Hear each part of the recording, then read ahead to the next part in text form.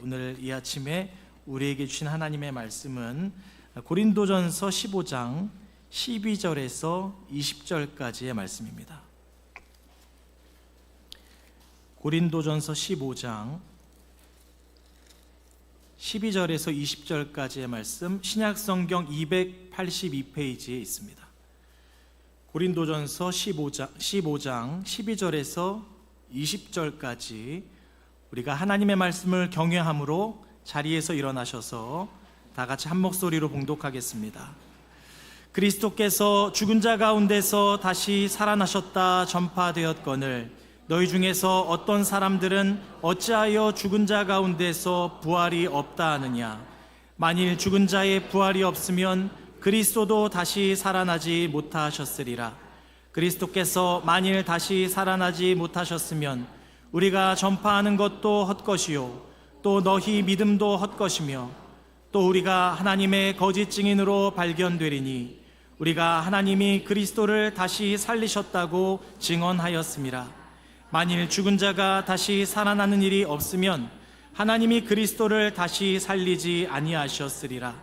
만일 죽은 자가 다시 살아나는 일이 없으면 그리스도도 다시 살아나신 일이 없었을 터이요 그리스도께서 다시 살아나신 일이 없으면 너희의 믿음도 헛되고 너희가 여전히 죄 가운데 있을 것이요 또한 그리스도 안에서 잠자는 자도 망하였으리니 만일 그리스도 안에서 우리가 바라는 것이 다만 이 세상의 삶뿐이면 모든 사람 가운데 우리가 더욱 불쌍한 자이리라.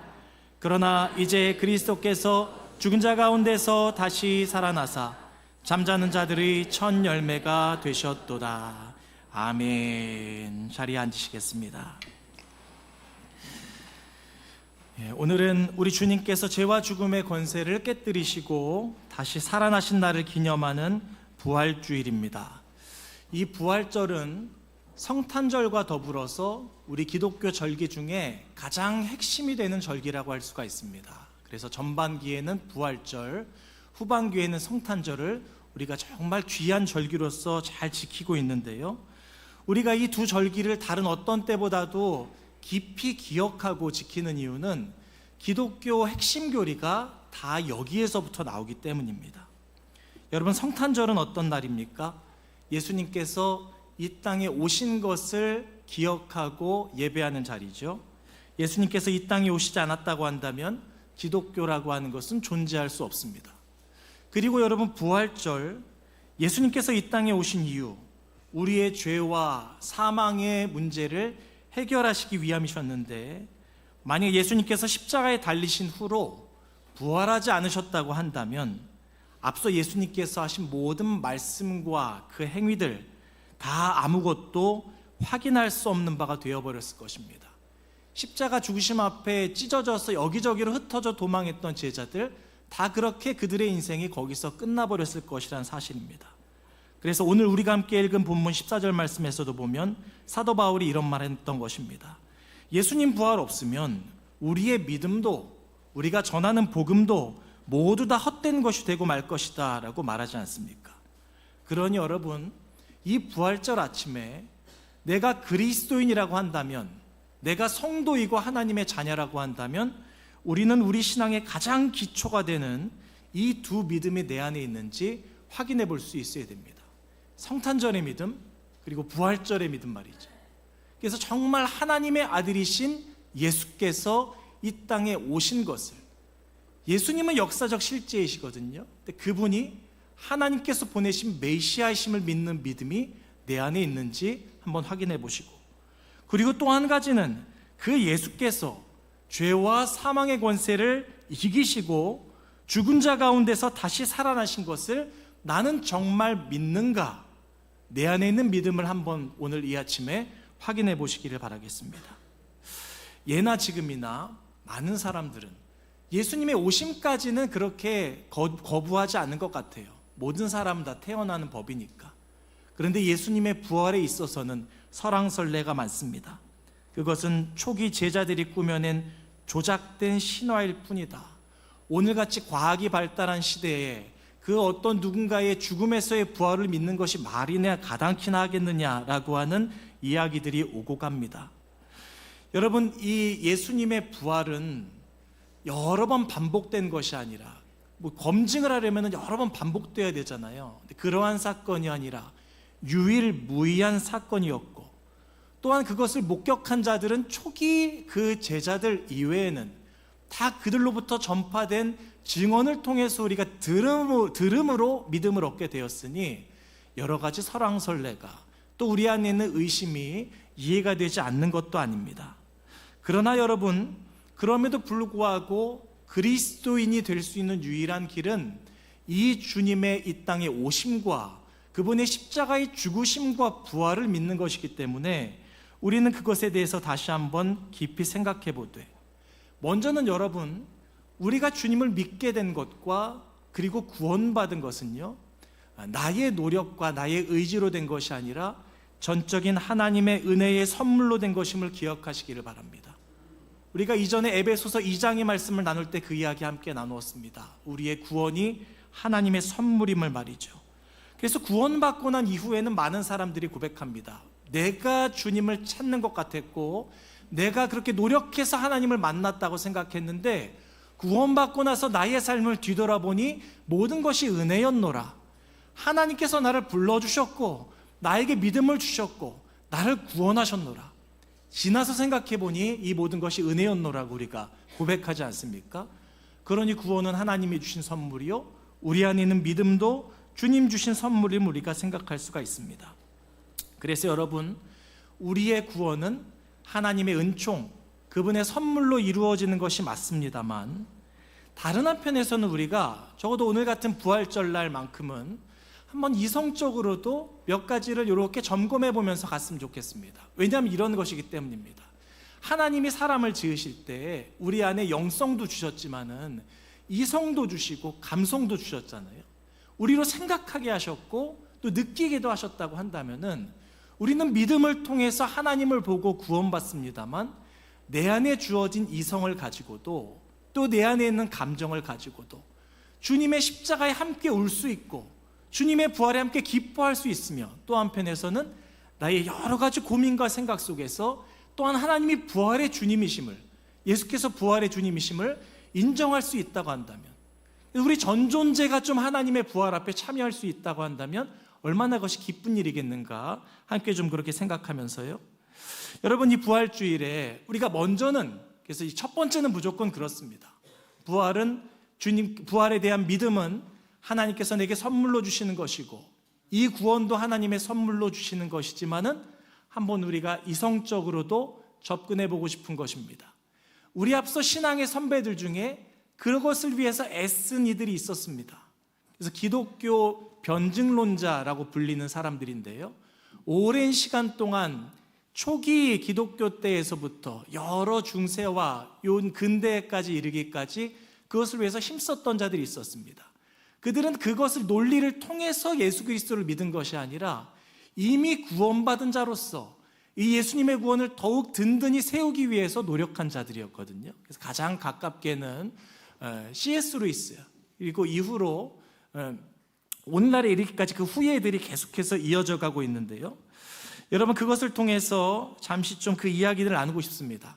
오랜 기간 거쳐가면서 변함없이 일관되게 주장하는 두 가지 이 기독교 변증론자의 이야기들이 있거든요. 그것을 좀 나눌 때에 이것 때문에 안 믿던 사람들이 믿게 되고, 이것 때문에 신앙이 생기는 것은 아닙니다만, 이미 믿음으로 구원받은 여러분들의 신앙을 이렇게 격려하고 위로할 수 있는 이야기가 될 수가 있고, 우리가 다시 한번 나의 생각을 가지고도 나의 이성을 또한 하나님께 온전히 드리고 복종할 수 있는 그러한 시간이 될 수 있기 때문에 여러분들과 잠시 좀 같이 나누고자 합니다. 그래서 여러분, 첫 번째로 오늘 우리에게 있어서 부활의 증거는요, 예수 그리스도의 빈 무덤입니다. 대부분의 모든 성인들이라고 불려지거나 위인들은 다 그들의 무덤을 굉장히 소중하게 여깁니다. 잘 가꾸고 지키고 오랜 세월 속에 그것들을 유지하려고 하죠. 그러나 예수님의 무덤은 없습니다. 예수님께서 처음 죽으시고 부활하신 그 이후로 한 번도 그분의 무덤은 존재하지 않았습니다. 그 이유는 예수님의 가장 가까이에 있었던 제자들이 그것을 목격했고 그렇게 증언하기 때문이며, 그래서 그 이후로 예수님의 빈 무덤만 남았던 것은 분명한 실제입니다. 근데 그러다 보니까 많은 사람들이 그것에 대해서 반박하기를 원하겠죠. 성경 말씀에서도 기록되어 있습니다. 마태복음 27장 62절에서 66절 말씀 보시면 예수님께서 죽으시고 무덤에 붙이셨을 때 그 무덤을 로마 군병들이 지키고 있었다라고 하는데요, 지키게 했었던 이유는 유대교 종교 지도자들이 저 제자들이 예수의 시체를 훔쳐다가 부활했다고 속이면 우리가 곤란해지고 또 소요가 일어나니 빌라도에게 가서 그 요청을 합니다. 로마 군병들을 통해서 지키게 해달라고 말이죠. 그래서 여러분, 그 당시에 로마 군병들이 보통 이 파수를 설 때, 보초를 서게 될 때 4인 1조로 쓰는 것이 원칙이었다고 합니다. 고증에 의하면. 그래서 서로 교대해 가면서 잠을 자면서 섰고요, 혹시 보초를 쓰다가 졸게 될 경우 거기에 대한 군법으로 처리되는 것이 굉장히 엄중했기 때문에 엄두를 내지 못했다고 합니다. 그런데 분명한 것은 예수님의 시신은 사라졌고 그것을 제자들은 목격했고 그것이 오늘날까지 그들의 입술을 통해서 전해졌다는 것입니다. 성경의 말씀 중에 모든 것이 합력하여 선을 이룬다라고 하는 이 말씀, 저도 참 좋아하는데 여러분도 그 말씀 참 즐겨 여러분 암송하시죠.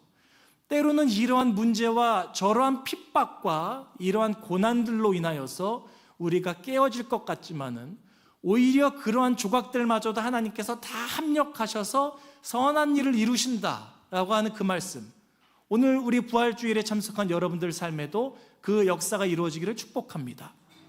그런데 오늘 이 이야기를 보면 그렇습니다. 유대 지도자들은 그 어떻게든 부활의 소식이라고 하는 것 또는 저 제자들이 무언가 꾸밀 것 같은 생각에 악한 마음을 가지고 거기 빌라도와 더불어서 무덤을 지키게 하고 보초를 서게 했으나 오히려 그 일이 오늘 우리로 하여금 제자들이 훔쳐간 다른 여러 가지 생각을 하지 못하도록 더 우리의 생각을 굳게 할 수 있는 그러한 합력하여 선을 이루게 하는 뜻으로 쓰여졌다는 것입니다. 여러분, 오히려 로마 병사들이 지키고 있었던 그것이 예수 그리스도의 부활을 확실하게 증거해주는 이야기가 되었습니다. 여러분, 그러므로 말미암아서 모든 성인 군자를 말하고 위인들을 말할 때 그들의 무덤이 있는 가운데에서 우리 주 예수 그리스도의 무덤은 이 땅에 없는 그것이 오늘날 예수 그리스도의 부활을 증거하고 있다는 것을 기억할 수 있는 믿음의 성도들 되시기를 축복합니다. 그리고 두 번째 더 확실한 부활의 증거는 이 부활을 증언했던 제자들의 말과 태도입니다. 우리가 함께 읽진 않았지만 고린도전서 앞서 15장 5절 말씀에서 쭉 이어지는 이야기를 보면 부활하신 예수님은 베드로에게 나타나셨고 12제자에게 나타나셨고 그 후로 500여 형제들에게도 보이셨음을 증언하고 있습니다. 여러분, 바울이 고린도전서를 기록할 그 당시에요, 그 목격자들 중에 대다수가 여전히 살아 있었습니다. 여전히 살아서 그 부활의 주님을 전하고 있었습니다. 그러니까 적어도 여기 고린도전서 15장 말씀에서 이야기하는 그 당시의 부활의 증인들은 오늘 우리처럼 믿음이 들음에서 났던 자들이 아니라 직접 눈으로 보고 무언가를 분명히 경험했고 그것들을 입술로 전했던 사람이더라는 것입니다. 누군가는 예수님의 부활 이야기에 대해서 그저 맹신자들로 인해서 꾸며진 신화 정도로 치부하는데요, 여러분, 보통 신화적인 요소를 갖추려면은 적어도 몇 세대가 지나가야 합니다. 구전을 통해서 2세대, 3세대가 거쳐난 다음에 그 이야기를 다시 꺼내서 오늘 우리에게 유리하게 맞출 때 그때 신화 같은 이야기를 기록하는 것이거든요. 그런데 고린도전서가 쓰여질 당시가 AD 55년경이었습니다. 그리고 예수님이 죽으시고 부활하신 것은 33년경이고요. 이 고린도전서가 쓰여진 것이 예수님 부활하신 이후로 20여 년밖에 지나지 않았을 때입니다. 한 세대도 죽지 않았습니다. 여전히 그 부활을 직접 목격한 이들이 그대로 기록한 것이 여기 바울이 쓴 편지 안에 담겨 있었고 그 당시의 증언이었더라는 것입니다. 그러다 보니까 그러면 신화가 아니라고 한다면 다른 이야기들로 반박해봐야겠다라고 해서 한 말들이 그런 것들이었습니다. 예수의 제자들이 정신착란을 일으킨 것 같다라고 주장하는데, 그러기에는 여러분 500여 성도들에게 동시에 보여진 정신착란이라고 하는 것 일어나기가 참 쉽지 않은 것이고, 또 누군가는 그들이 자신들의 조직을 위해서 다 같이 공동으로 입을 모아 거짓말을 했다라고 말한다고 했을 때, 그러한 주장까지도 우리가 납득하기 어려운 것은 다음의 이야기 때문입니다. 여러분, 예수님의 제자들이요, 주님의 부활에 대해서 다 이해하지 못했을 때, 예수님이 십자가에서 죽으시자 혼비백산에서 달아났습니다. 그리고 그 이전까지 예수님과 같이 다닐 때에는 정치적인 메시아로 여기면서 누가 예수님 왼팔 할까, 누가 오른팔 할까, 누가 좌의정하고 누가 영의정할까, 그런 세상적인 욕망에 가득 차 있었던 상황이었습니다. 예수님 죽으실 때 믿음이 없었으니 다 이리저리 뿔뿔이 흩어지고 도망갔다고요. 근데 우리는 그 장면을 어떤 것인지 명확하게는 알 수 없습니다만, 그들의 증언을 통해서만 알 수 있습니다만, 그들은 분명히 무언가를 예수님 죽으신 이후로 3일째 되는 그날에 그들은 보았고, 그들이 그것을 본 이후로 그들은 더 이상 도망가는 삶이 아니라 자신의 생명을 걸어 그 예수님께서 이루신 어떤 일을 증언하는 자들이 되었습니다. 그 일을 증언하되 거기에 자신들의 전 삶을 걸었습니다. 생명까지도 걸었기 때문에 그들 중 대다수가 순교하였습니다. 자신의 생명을 빼앗는 것 앞에서도 전처럼 십자가 앞에서 도망갔던 자들이 아니라 끝까지 믿음의 고백을 통하여서 천국의 소망을 바라보며 자신의 생명들을 드렸더라는 것입니다. 여러분, 사기꾼들은요, 다른 거 다 걸 수 있어도 막상 목숨을 거는 위치에 놓이면은 무조건 도망가게 되어 있습니다. 과거의 사이비 교주들 보십시오. 막 그럴싸하게 말했다가 감옥 갈 때 되면은 저는 그런 말 한 적이 없는데요 라고 얘기하는 거 보셨습니까, 여러분? 예수 그리스도의 제자들은 적어도 거짓말했을 리는 없습니다. 왜냐하면 그들은 자신의 목숨을 걸고 생명과 자신의 전 삶을 걸었기 때문입니다. 그러한 그들이 증언했던 이야기가 예수 그리스도의 부활의 소식이었습니다. 그리고 또 한 가지는, 그래서 그들이 정신착란자라고 여러분 이야기하는데요, 그렇게 전해진 기독교, 제일 처음 초대교회는요, 그들 안에서 있었던 그 사랑과 용서로 말미암아서 결국에는 그것이 전파되었을 때 로마 전체를 뒤집어 엎었습니다. 한 제국을 뒤집어 엎었던 것이 기독교의 신앙이었습니다. 힘이나 무력으로 했던 것이 아니라, 칼로서 그들 가운데에서 협박으로서 했던 것이 아니라 오직 진리로 순교하면서도 끝까지 품었던 용서와 사랑이 로마 사회 전체를 뒤집었고, 그렇게 해서 전파된 것이 여성들에 대한 인권, 어린아이들에 대한 인권, 노예들에 대한 인권, 그저 그것에 대해서 어떤 개념도 없던 시대 가운데에 예수 그리스도를 통하여서, 그리고 초기 기독교인들을 통해서 전파됐던 것들이 천부인권 사상입니다. 그리고 그것이 서구 사회의 큰 두 기둥 중에 하나로 오늘까지 전해져 내려왔습니다. 서구 사회 모든 문명은 그리스 철학이랑 기독교 신앙, 이 두 가지 기둥 위에서 서 있거든요. 여러분, 천부인권 같은 것을 그냥 이렇게 예전에 사회책에서 배우셨겠지만은 그 뿌리는 오로지 기독교 신앙에 있습니다.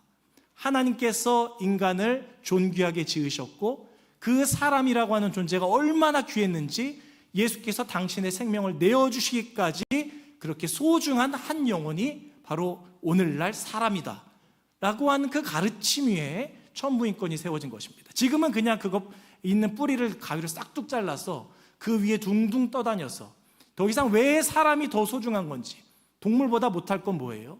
개와 사람이 동시에 빠져 있으면 개를 구하는 것도 맞지 않겠습니까? 라고 말하는 이상하고 엉뚱한 시대를 오늘 우리가 살아가고 있습니다만, 여러분, 2000년 역사 속에서 오늘 우리 가운데로 오게 했던 모든 깊은 구석구석의 뿌리에 이 기독교의 사랑과 용서와 평등이 녹아져 있는 것들을 보게 될 때, 과연 정신착란자들이 헛소리하던 이야기가 역사 전체를 이끌어갈 수 있겠는가라고 생각할 때에 그것 또한 어불성설이라고 말할 수가 있는 것이죠.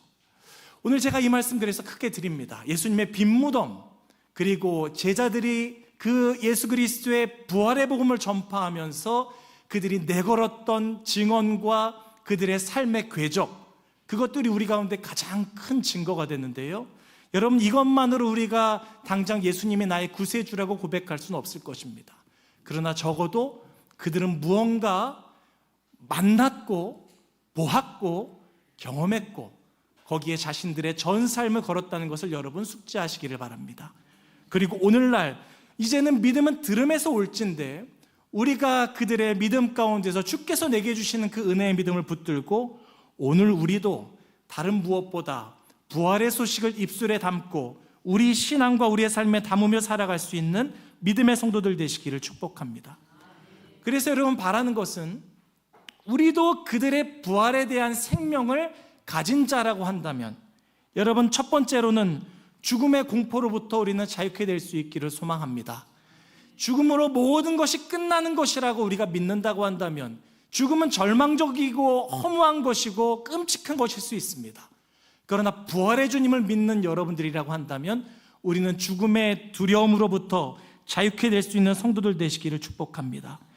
또한 나아가서 고난 속에서도 꺾이지 않는 살아있는 소망이 여러분들 안에 있게 되기를 소망합니다. 죄와 죽음의 권세를 이기신 우리 주님이시라고 한다면, 그 주님이 나의 구주라고 하신다고 한다면 오늘의 나의 어떠한 문제이든 그곳으로부터 하나님은 얼마든지 나를 이끌어내실 수 있는 나의 구세주가 되심을 믿음으로 고백함으로 여러분 오늘의 삶에서 승리하시기를 바라고, 그리고 여러분 날마다 주어지는 하루하루를 살아갈 때에 부활의 주님을 모시고 살아간다고 한다면 그 관점으로 오늘 하루를 의미 있는 것으로 채우며 살아가시기를 축복합니다. 세상에는 금방 있다가도 썩어져서 없어질 것이 있고 영원히 의미 있게 남을 것들이 있습니다.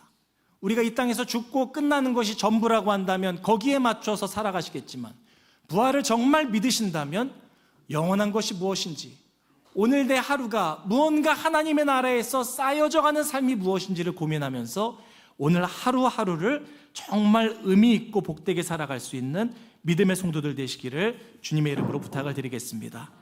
그래서 말씀을 정돈하면서요, 우리 사랑하는 성도 여러분, 우리가 예수님의 부활을 믿는다고 하는 것은 단지 2000여 년 전에 예수님께 일어난 그 사건에 동의하는 것으로 그치지 않습니다. 예수님의 부활을 믿는다고 하는 것은 이제 그 주님이 내 구주가 되시는 것입니다. 나를 다스리시고 나를 붙들어 주시고 나를 주관하여 주시는 것, 우리가 그 믿음 가운데 오늘을 살아야 됩니다.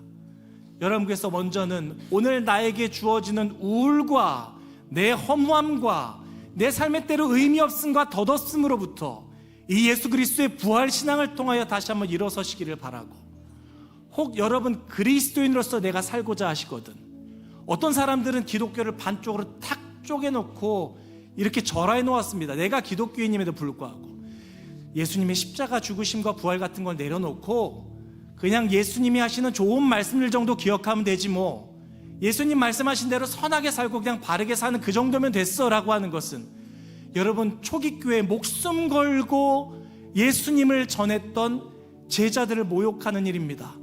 제자들은 예수님 때문에 어느 정도 그냥 착하게 살아라, 여기 있는 이 성인처럼 그 닮아서 어느 정도 삶을 좀 멋지게 잘 만들어봐라 라고 가르친 적이 없습니다. 그들이 제일 처음 가르쳤던 그들의 첫말은 예수께서 우리의 죄와 사망의 권세를 대신하여 죽으셨는데 그 예수께서 3일 만에 다시 정말 살아나셨다, 그것을 전했습니다. 여러분, 적당히 착하게 사는 것, 도덕적으로 사는 것은 이후에 따라올 문제이지, 기독교의 핵심은 착하게 살기 전에 예수님께서 나의 죄를 대신하여 죽으셨고 정말로 다시 사셨다는 것입니다.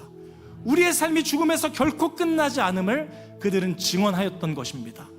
오늘 그런 여러분도 그리스도인이라고 한다면 착하게 사는 것을 좀 넘어서서, 바르게 사는 것 넘어서서 먼저는 예수 그리스도의 부활에 동참하고 이 부활에 대한 신앙을 통하여서 여러분들의 삶을 그 위에 든든히 세울 수 있는 믿음의 복된 성도들 되시기를 주님의 이름으로 축원합니다. 우리 함께 이 시간에 그래서 함께 기도하겠습니다. 우리 기도할 때 주님, 부활의 주님이 나의 주님이십니다. 내 삶을 이끄시옵소서. 오늘을 살아갈 때에도 이끌어 주시고 죽음 너머의 영원한 부활의 몸을 입기까지 나의 삶을 붙들어 주시고 인도하여 달라고 언제든 주님만이 나의 구세주이심을 고백하면서 이 시간 기도하며 나아가도록 하겠습니다. 다 같이 기도하시겠습니다. 하나님 아버지, 오늘 부활절 아침 우리가 그 부활의 주님을 다시 한번 믿음으로 고백하며 찬송하고 영광을 돌립니다. 하나님 아버지, 오늘날 우리의 삶이 때로는 고단하고 때로는 연약하지만은 부활의 산 소망을 우리가 붙들고 살아가게 하시고 그 증거가 되시는 예수 그리스도를 붙들고 그 승리 속에 살아갈 수 있는 우리 모두가 되게 하여 주옵소서. 하나님, 기독교를 그저 하나님 아버지 하나의 철학에 우리가 이렇게 못 박지 않게 하여 주시고, 하나님 아버지 예수님의 십자가와 부활을 하나님 저기는 화석처럼 묻어두지 않게 하시고, 오늘 살아 숨쉬는 부활의 소망으로 생명으로 살아갈 수 있는 우리 모두가 되게 하여 주시옵소서. 축복하며 예수님의 이름으로 간절히 기도합니다. 아멘. 생명의 주관자 되신 하나님 아버지, 죽음의 권세를 이기시고 부활하신 주님을 찬송합니다. 그 부활의 영광을 통하여 오늘 이 아침 낙심한 자에게는 소망을 주시고 질병 가운데 있는 자에게 치유의 광선을 비추어 주시며 갈등 속에 있는 이들 가운데 십자가에 화목케 하신 은혜를 부어 주시옵소서. 이후에 이어지는 할렐루야 찬양대의 모든 찬양 속에 성령으로 함께하여 주사 부활에 대한 우리의 믿음이 더욱 굳건해지는 시간 되게 하시고, 부활하신 주님을 우리가 모두 함께 한 마음으로 높여 찬송하는 영광스러운 시간 되게 하여 주시옵소서. 우리를 영원한 생명으로 인도하시는 예수 그리스도의 이름으로 축복하며 기도합니다. 아멘. 이 시간에 우리 함께 봉헌 찬양 내게 있는 모든 것을 1절과 3절 부르시면서 드려진 예물 하나님 앞에 봉헌하도록 하겠습니다.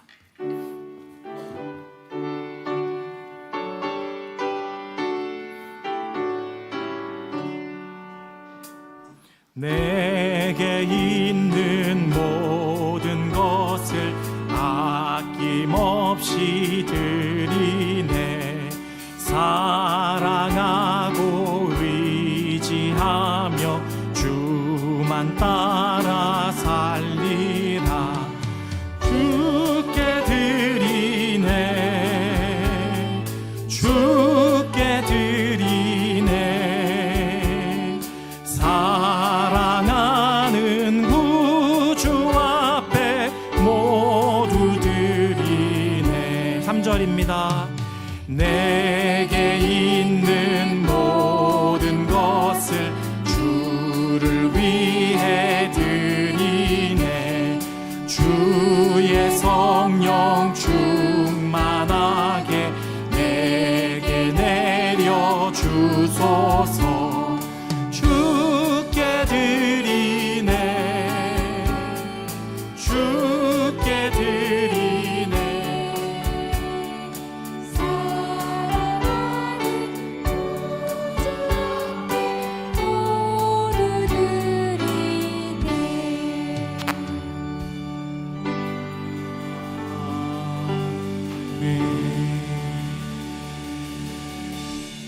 우리 드려진 예물 위해서 함께 기도하도록 하겠습니다. 죄와 사망의 권세를 이기시고 부활하신 주님, 영광스러운 승리의 주님께 우리의 마음을 담아 귀한 예물을 성별하여 드렸습니다. 11주 예물, 감사 예물, 건축헌금과 선교헌금, 장학헌금과 구제헌금에 이르기까지 믿음을 따라 주님 사랑하고 경외하는 마음으로 드린 모든 예물들 기뻐 받아 주시옵소서. 예물 드린 손길마다 축복하시사 부활의 기쁨과 소망 속에 살아가게 하시고, 때로 삶에서 마주하는 낙심과 절망의 순간들이 부활의 영광으로 바뀌어지는 역사가 있게 하여 주시옵소서. 예수님의 이름으로 기도합니다. 아멘.